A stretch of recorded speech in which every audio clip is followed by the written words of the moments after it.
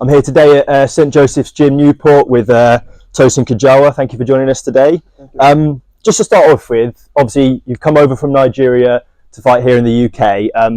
And when you were younger, you got into boxing. You said your parents weren't really interested in you getting into boxing. They thought you might use it for getting into naughty stuff. How did you go about convincing them to let you take up boxing originally? I just had to promise them that I won't be like the guy they think I'm gonna be. I just need to promise them. So and I tell my coach to speak with them as well. That it's like just an agreement with them. So then they accept, just give me a try. Then that's how we started. And I think you said as well you're a big fan of WWE. I know Ben's a big fan of WWE. Who's your favourite WWE star? You know, who did you like to? That's to Undertaker. I love Undertaker here because of his ring work here. It's like of his wicked. So I like the way he does that. And is that something you fancy bringing into the boxing ring as well? Some crazy ring walks, maybe some dance moves, something like that? Maybe someday, yeah, I will. Yeah, for sure, I would like that. And then sort of moving forward, you were posting boxing stuff on social media. You were training on the streets in Lagos, and Sean Murray from Bristol picked you up and moved you and Elizabeth over to England to fight. How big a thing was that, and how did you react when you first found out? What I would say is like I'm super surprised about that, because there's a lot of people just promising I'm gonna do this, I'm gonna do that. So it gets to a point that I just be like, I'm fed up of those talk, you know. So when I met Sean, I didn't really believe he's gonna do something, because I've been meeting quite a lot of people saying same thing. I'm gonna do this, I'm gonna do that, but they ended up doing nothing. So when Sean started the process, I was like, wow, this man really meant the business. So I was so happy. And am I right in saying you were living with Sean in his house with his wife and kids, you and Elizabeth? Is that right? Yeah. That when we first moved to UK, yeah, we stayed with him for like a couple of months or something, yeah. So it was nice, but when I first moved in, I was feeling somehow, because different family, different food, like, and their language sometimes, like, it's fucking funny, like, their language.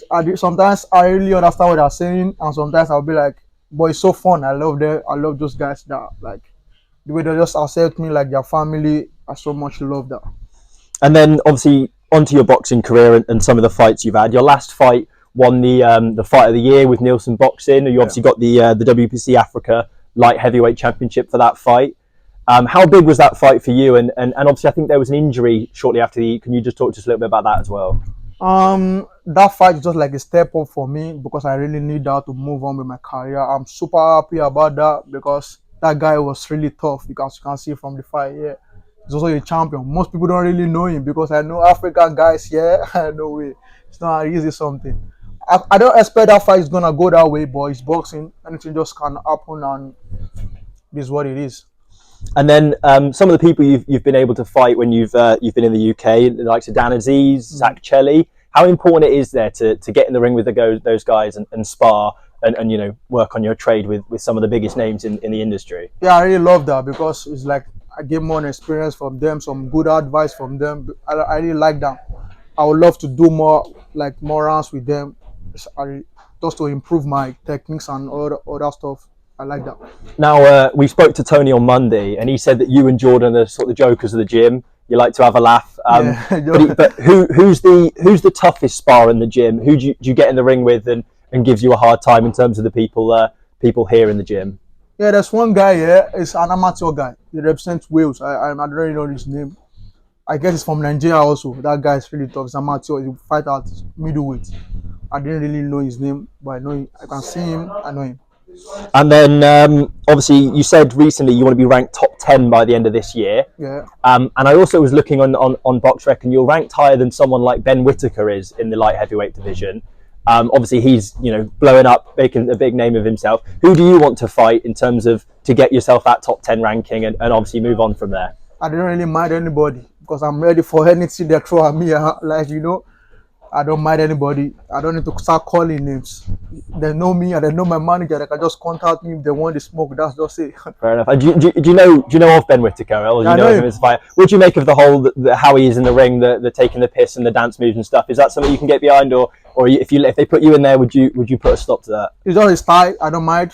If I have the chance to fight him, I will just jump on it. I don't mind, but I don't really mind fighting him. It's nothing new. And then, last but not least, obviously, as I mentioned, you had a slight injury after your last fight. But what have you got on the horizon? Is there any future plans or a sort of deadline you like to fight by later in this year? There's plan for this year before the injury, but you know it is what it is. But after then, see what's on the table. I just need to sit down with my team, then figure things out. Then we go from there. And then last one from me, obviously, you mentioned moving over to the UK. You've said that you're not a fan of the weather. No. Is there anything else you miss about Nigeria? Maybe the food, some jollof rice, chicken stew, or something like that? I don't really miss the food actually. I can get the food here if I want to, but it's quite expensive, you know.